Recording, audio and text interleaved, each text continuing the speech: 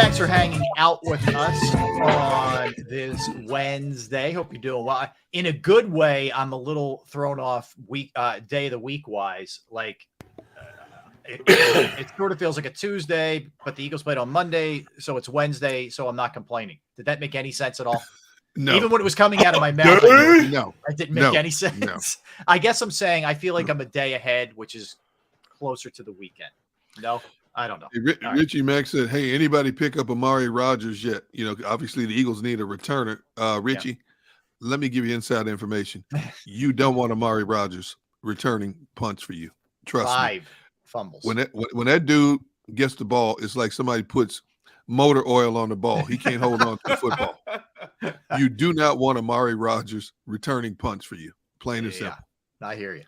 Don't do it. Don't do it. They had enough issues on special teams, man. Oh, the only thing that the Eagles do well, especially, is secure the football usually. Knock on wood. There's no chance of a return. Yeah, it's caught, and then Covey gets blown to bits, but he does catch it.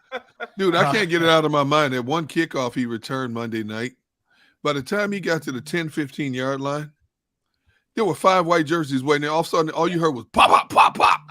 I'm like, man. I don't know how he survives it. I don't know. He gets up. I don't know. Bro, dude, I'm taking out a Lloyd's of London policy on myself at that case. Oof. He should be he's in traction after every game. You know, they just sent him out to the wolves. You know what I'm saying? Yeah. That's what they did to him, man. Poor kid, bro. Poor kid. Yeah. He might want to consider another profession at some point. Right. All right. I'm trying to figure out, does Michael Clay like him? I mean, is it personal? You know what I'm saying? I mean, to me, it seems personal. Man. I don't know. Somebody just put on Twitter, hey, signing Linval Joseph, it just shows is where old defensive linemen go to retire. Yeah. Well. Robert Quinn, now Linval Joseph. Yeah. Come on, man. Funny line from Jeremiah. So Covey is crash test Batman. Yeah. You got small Batman, fat Batman, skinny Batman. Pretty funny. Funny.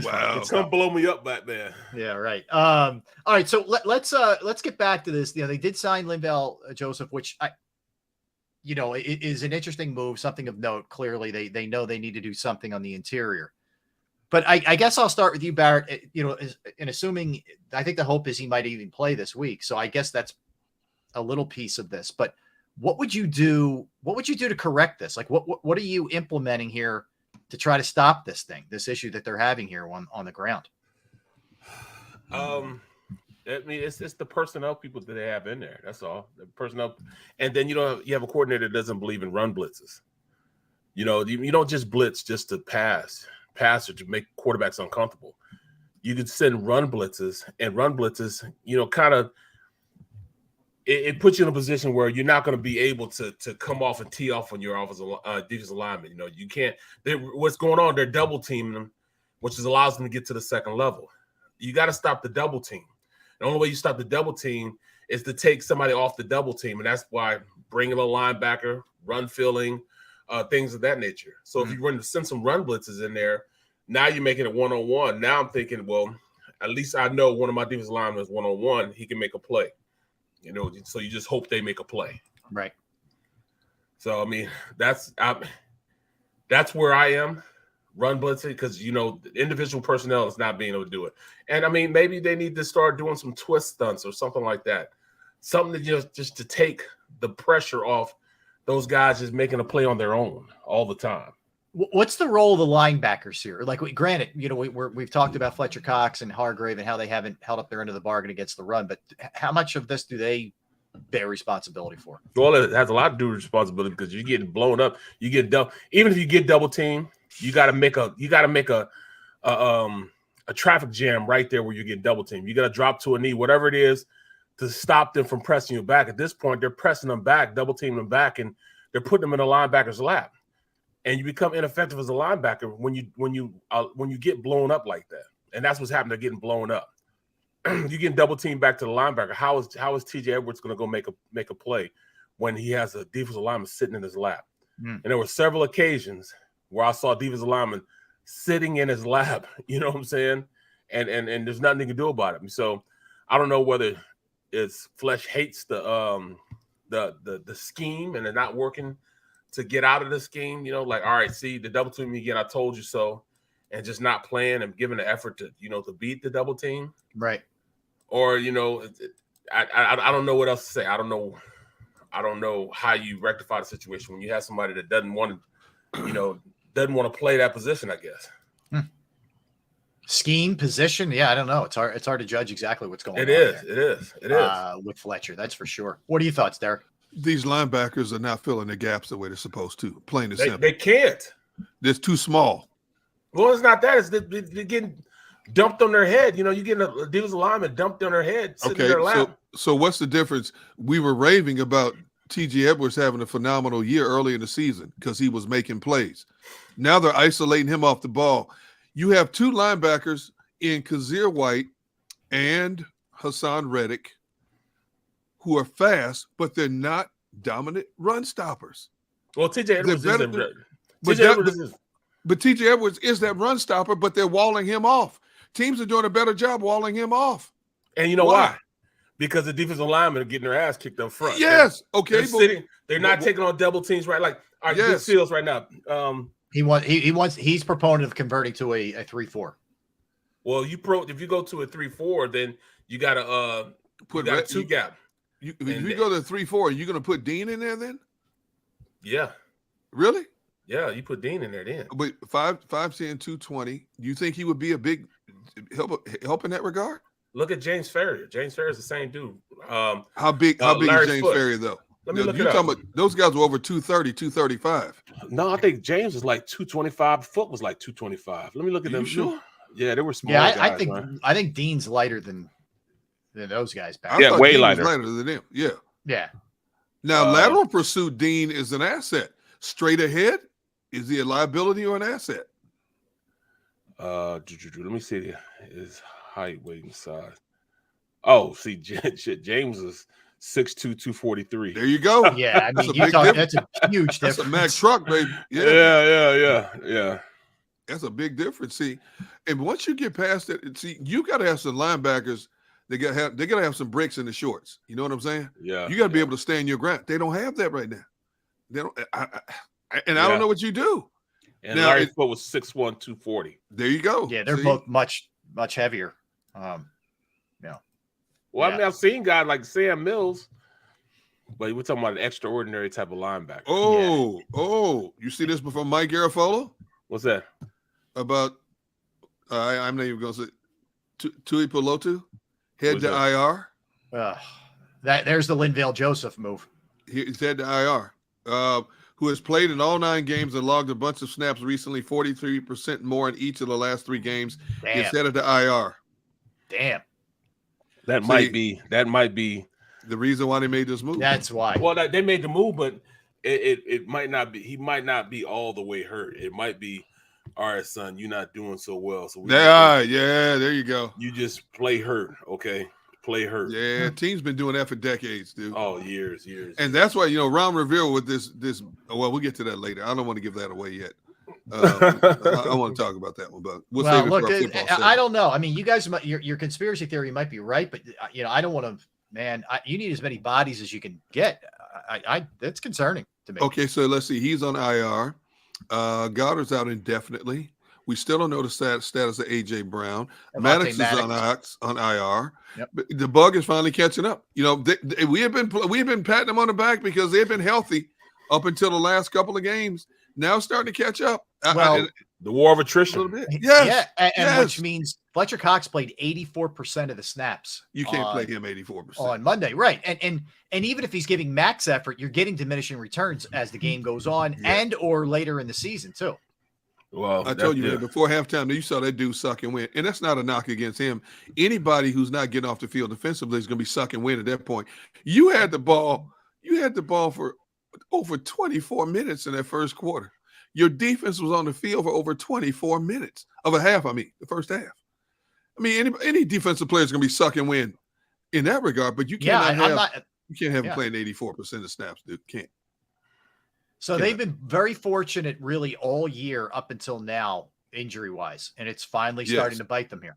Yes. It's only a matter of time in that league, and it's how much depth you have and how you can overcome it. But that ain't good, man. That's not good. At least we have a GM that understands how to implement players that can make a difference. You know what I'm saying? I really thought that Quinn would play a lot better than he's playing right now. But you know what? I really can't say anything because you're asking Quinn to go out there and set the edge. He's a pass rusher. So he's not going to set the edge like you need somebody like a Sweat or somebody like that. Right. You know On the other side, you have Reddick. That's what he was brought here for. Same thing. He doesn't set the edge either. No. They're pass rushers. So you got to have guys like you got BG and Sweat. You got to use these guys more in first and second down. BG and Sweat are out at the ends on first and second down. Then on third down, then you bring in the Robert Quinns and Hassan Reddicks, But I don't know how they can divvy out them reps like that and be more strategic in the packages and to do that. I mean, it's definitely something on first down that the teams are taking advantage of. Well, you mentioned Sweat. You mentioned Sweat. Let's call it what it is. He's playing on one leg, Bear. Sweat playing on one leg, dude. He's still playing well, though. He's playing well. It's not. Not him. Did he play well last game? He had He had one defining play early in the game. What did he do the rest of the game? Once they set the table to run the ball, what did he do the rest of the game? Well, nobody really did anything though. But it wasn't necessarily like Sweat still set the edge, but they were running to the outside. They were running right up the middle. They were running right up the teeth of our defense. I think Sweat is more of a pass rusher than he is. He is, but he can't play the run. Him and BG can't play the run, and that's what that's their purpose on this team. All right, well, let's look at BG here, guys. He hasn't had a sack since the previous Washington game. No, that's a very long stretch here, man. And look at his snap count. Why? Look at the snap count. What do they see? What are they telling you by his diminished snap count? What are they telling you? They don't believe in him. And I'm not going to sit here and knock BG. You guys know how I feel about BG, but he'll be the first to tell you. He's 34 now. Coming off an Achilles still. Okay, and he's playing. He's got the burst, but you're talking about a bunch of guys that have sporadic moments, not consistent moments, sporadic moments. Mm-hmm. Okay, well, that's how this roster is built to take on the pass. But the only way you can take on the pass is if the offense gets more time. Yeah. Well, stop the run. You stop the run, you get your offense back on the field, and then you get up on them. We're built to play with the lead. Yes, that's what I said yesterday. This is a team that's built offensively to get a quick lead and force you out of a game plan, and for a defense that's opportunistic that can sack you. Yep. But there's a lot of gray area in between because, as we just saw Monday, if you can't get them to throw the football more and they control the line of scrimmage, they have a fighting chance. Yeah. Yep. And every team knows. Look, everybody knows. Every team knows this, so they're gonna. Knows it. That's exactly. They are going to go about it the way Washington went about it, and the way all these teams have gone. Houston just wasn't tautalented enough. Pittsburgh wasn't talented enough. No. If you put Adams' exploits, with somebody tweeted, I did see that tweet that they're talking about. And it was pretty bad. Someone. Yeah, I'll pull it up. It was Brandon Gouton. We used it yesterday. Okay. I'll let's use it again. I'll have it for you in 1 second. So let's use it again. Brandon Lee Gouton from Bleeding Green, who we had on 2 weeks ago. I'll have it for you in a second. So Fletcher Cox, last 6 games, 289 snaps played, no sacks, 1 tackle for loss, 2 quarterback hits. Jeez. So that ranks 45th of 66 D tackles graded by Pro Football Focus this year. Hey, look at what Dan Cilio just said. Look at Cilio's comment. Their front seven is not improved from a year ago. They are getting killed again in the first and second down. Been a 2-year. You know what? I don't know if you guys remember. You know what I'm saying? And Dan, said yesterday, this team loses on first and second.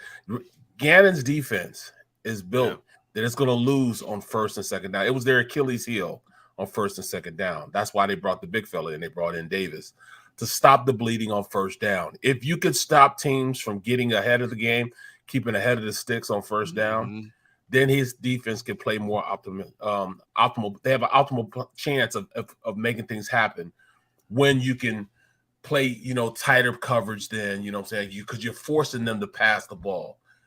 They don't do that. First and second down has been killing them for the past 2 years. Gannon has to make sure that he has somebody in the middle of that defense to stop. I mean, just sit there, be a root hog. Just stop, drop, and roll right there in the middle. So they have to run around him. That way people can come up there and help. But if if you have any type of gap in the middle of that defense, they're going to bump their head on the goalpost, man, because they're just not built to do that. You look at how this front is assembled, and we were all enamored by the names assembled along this defensive front. Reddick, pass rusher. Quinn, pass rusher. BG, pass rusher.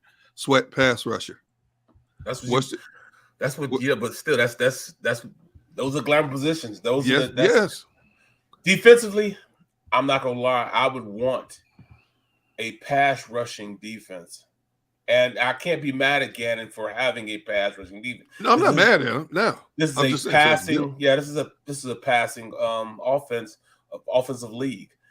Teams run more 11 personnel than any other personnel packages. One running back, one tight end.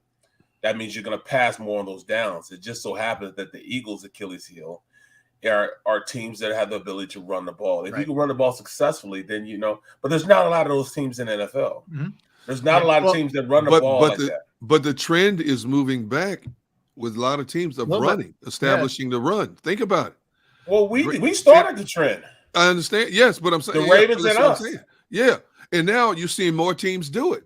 Indianapolis, Green Bay, who was Tennessee, the Titans. Yep. The Titans. But you see more and more teams now. Houston, the Giants. Yep. You're starting to see more and more teams. The running game was a forgotten entity a couple of years ago.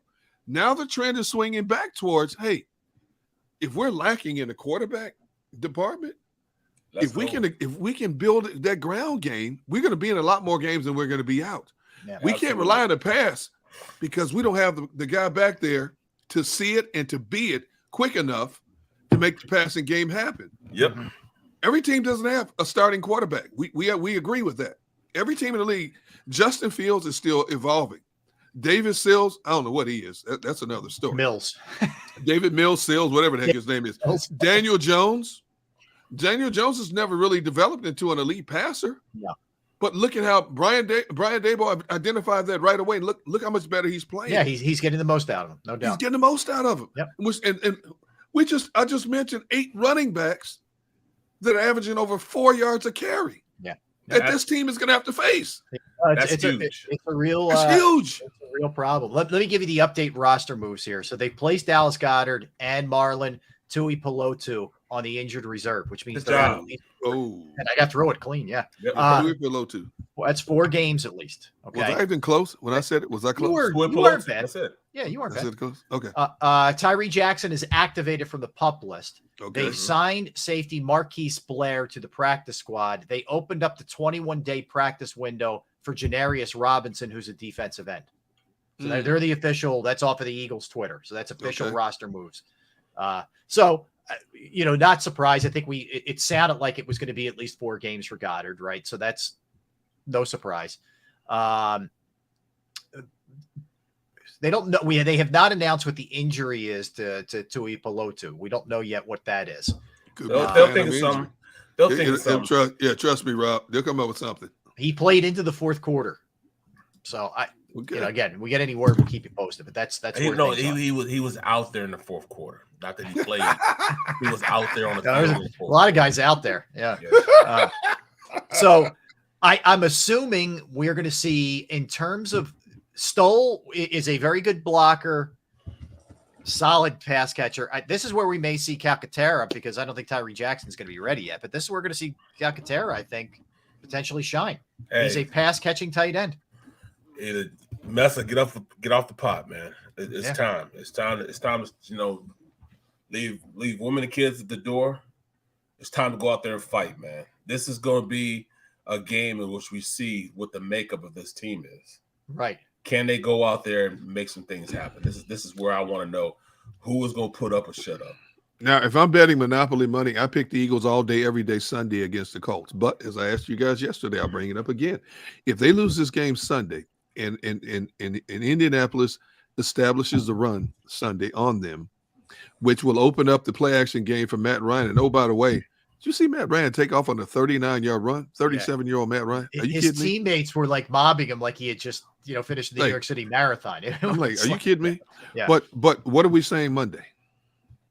We're saying Monday that this is a major problem, and can you overcome it? I don't know. It's a good question. I don't know. I mean, I think it's it may end up being a fatal flaw if we continue to look this way. Well, put it like this: they are going to run the ball on the Eagles. They will probably have. They're going to try. They're going to try. They probably have 150 yards, 160 yards rushing against the Eagles, but the Eagles will still win the game. The Eagles will still win the game. But it's going to be if they don't turn the ball over. If they don't turn the ball, I doubt seriously they'll turn the ball over. I mean, that's gonna be security. Indianapolis defense is much better than Washington's. Yeah, but they've been good all year, Derek. I know they have. So I know they have. I think that'll get cleaned up. I'm less worried about that. All those circumstances were crazy. Guy gets up, kind of comes from behind, snaps the ball out. Yeah, I mean those type of things.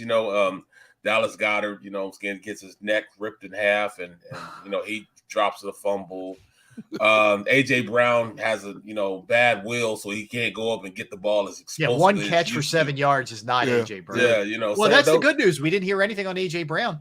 Right. You know what I'm saying? Like not yet. A healthy AJ Brown, yep, would have caught that ball. You know what I'm saying? Because he'd have been more explosive, been able to shield guys off. Better. He was hampered because he was. I mean, he was literally had one bad will, so he wasn't explosive as he would usually be to go up there and get it. And that's the difference between you could throw that play up there when he's healthy. When he's not healthy, the ball just bounced the wrong way for us. Kevin Savard said, "Bring Hollis Thomas out of retirement." Well, let me throw this at you, and this is coming from the leader of the bandwagon, mind you, but. Good coaches figure out a way to scheme and coach people up, even if you don't have necessarily the requisite talent to be able to do it. He did it all last year. Right. And no better example this year than what Brian Dable's doing with a Giants team that isn't quite as talented as their record. Exactly. So this is where Jonathan Gannon needs to put on his big boy pants, and we need to find out, what he's made of as a coordinator too. This is the game where Jonathan Gannon's corners need to come up and play bump and run, because the Colts collection of receivers is nowhere near what Washington has.